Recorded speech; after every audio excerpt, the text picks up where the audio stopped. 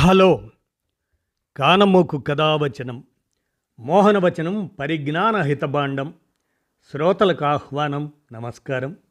చదవదగునెవరు రాసిన తదుపరి చదివిన వెంటనే మరువక పలువురికి వినిపింపబూనిన అదియే పరిజ్ఞాన హితభాండమౌపో మహిళ మోహనవచనమై విరాజిల్లు.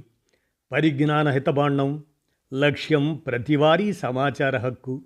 ఆస్ఫూర్తితోనే ఇప్పుడు జ్యోతి పి సమీక్షా రచనగా హమీద్ దల్వాయి గురించినటువంటి అంశాన్ని ఇప్పుడు మీ కానమోకు కథావచనం శ్రోతలకు మీ కానమోకు స్వరంలో వినిపిస్తాను వినండి. హమీద్ దల్వాయి జ్యోతి పి సమీక్షా రచన. ఇక విందాం.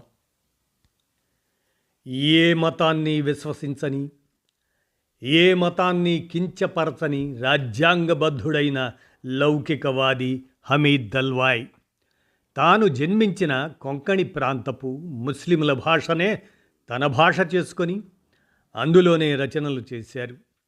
వీరి భాష కొంకణి, మరాఠీ, ఉర్దూ భాషల కలగలిసిన యాసలో ఉంటుంది వీరి రచనలు.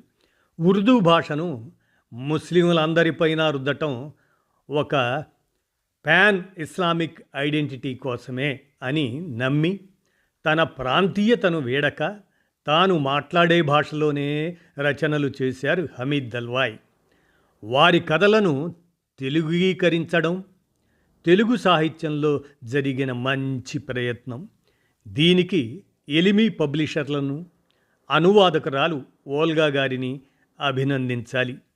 ఓల్గా గారు తన ముందు మాటలో చెప్పినట్లు వెలుతురికి అడుగు దూరంలో ఉండి ఆ అడుగు వేయడానికి మతాన్నో, కులాన్నో, సంప్రదాయాలను అడ్డుగా పెట్టుకొని శతాబ్దాల తరబడి చీకట్లో మగ్గిపోయే మూర్ఖులైన ప్రజల పట్ల జాలితో, కోపంతో, కరుణతో రాసిన కథలు హమీద్ దల్వాయివి. హమీద్ దల్వాయి కథల్లో కప్పు అనే కథను తీసుకుంటే నిరంతరం మూఢత్వంలో ఉండి వెలుగులోకి రావడానికి ఇష్టపడని పేద ముస్లింల జీవితాన్ని ఈ కథకు కథావస్తువుగా తీసుకున్నారు హమీద్ దల్వాయి.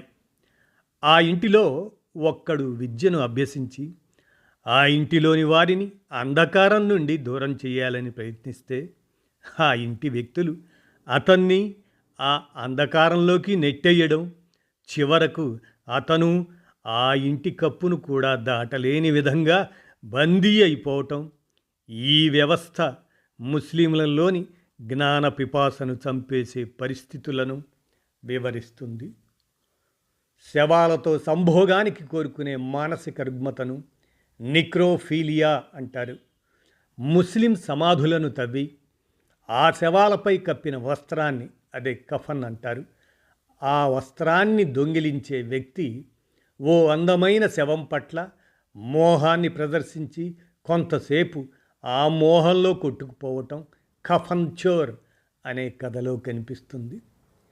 తీరని కోరికలు, జీవితంలో అసంతృప్తులు మనసులో విజృంభించిన సమయంలో విచక్షణ కోల్పోయే మనిషి మెదడులోని స్తబ్దతను ఈ కఫన్ అనే కథ మనకి వివరిస్తుంది. ఇక తనకు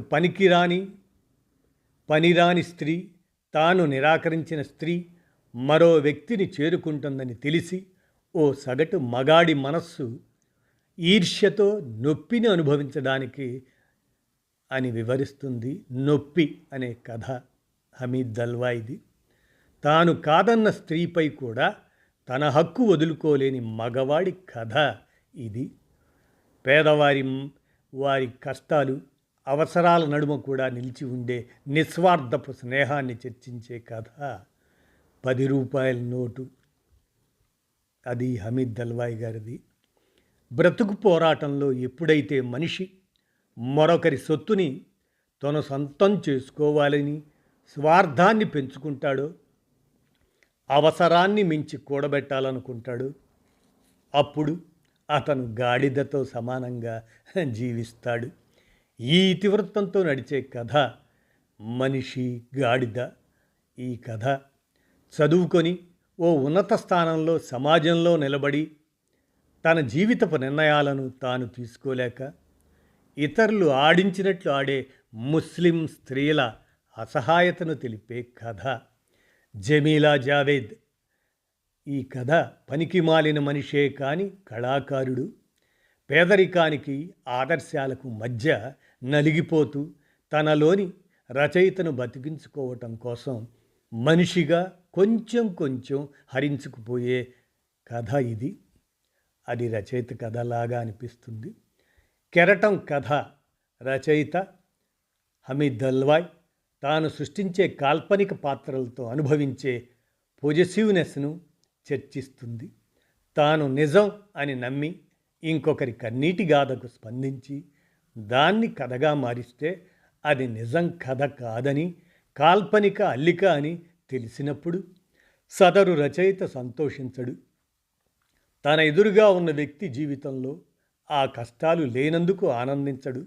పైగా అవి లేనందుకు బాధపడతాడు. తాను మోసపోయినట్లుగా ఫీల్ అవుతాడు. తాను సృష్టించిన కథే నిజమని, మిగతాదంతా అబద్ధమని అనుకుంటూ బతికే ఓ రచయిత మనస్సును విశ్లేషించే కథ ఇది కెరటం. నిత్యం మూఢనమ్మకాలతో బతికే పేద ముస్లిం వారి ప్రజల మనోగతాన్ని అంధకారంలో మగ్గుతూ బతుకుతూనే దాన్ని గుర్తించలేని వారి అజ్ఞానాన్ని ఎత్తిచూపే కథ జ్వాల. కేథరిన్ అనే ముసలి వేశ్యపై మమకారం పెంచుకున్న ఇద్దరు మిత్రుల గురించి చర్చ సాగుతుంది. కేథరిన్ కథలో భార్యను చిత్రహింసలకు గురి చేస్తూ ఆమె మరణానికి కారణమై ఆమె చనిపోగానే ఆమె అమాయకపు చెల్లెలు వారి పేదింటి అవసరాలపై కన్నువేసిన ఓ అహంకారి కథ. తోడేలు గొర్రె. 10 మంది పక్కలో నలిగే ఓ స్త్రీ తాను తన మనస్సును మాత్రం నచ్చిన వారికే ఇస్తానని చెప్పుకోవడం వెనుక ఆమె వ్యక్తిత్వం, ఆమె ఆత్మవిశ్వాసం కనిపిస్తుంది. అందరి చేతుల్లోనూ సరుకుగా మారిన ఆమె అలాంటి సమయాల్లో కూడా తనలోని ఆ తనను కాపాడుకోవడానికి చేసే ప్రయత్నం తిరుగు ప్రయాణం కథలో కనిపిస్తుంది. హమీద్ దల్వాయ్ కథలోని పాత్రలన్నీ పేద ముస్లిం కుటుంబాలకు చెందినవే. కానీ ఆయన కథల్లో పాత్రల జీవిత ఘట్టాల కన్నా వారి మానసిక సంఘర్షణ, వ్యవస్థ వారిపై బిగించే పట్టు, దాని పట్ల వారిలోని తిరుగుబాటు ధోరణి కనిపిస్తాయి. దానితో పాటు అతి విషాదంగా, అంతర్లీనంగా ప్రతి పాత్రలోనూ ఓ సహాయత కూడా కనిపించి ఆలోచింపచేస్తుంది. ప్రతి కథ సమాజంలోని మనిషి జీవితాన్ని చర్చకు పెడుతుంది. ఎక్కడ మనిషి స్వేచ్ఛగా లేడని, దేనికో దానికి లొంగి బతుకుతున్నాడు అన్న నిజాన్ని ప్రతి కథ వివరిస్తుంది. ఇలా చాలా చక్కటి సాహిత్యాన్ని తెలుగు ప్రపంచానికి అందించిన టీంకు మనం కృతజ్ఞతలు తెలియజేయాలి. ఇది తప్పకుండా ఇంట్లో దాచి ఉంచుకోవలసిన పుస్తకం.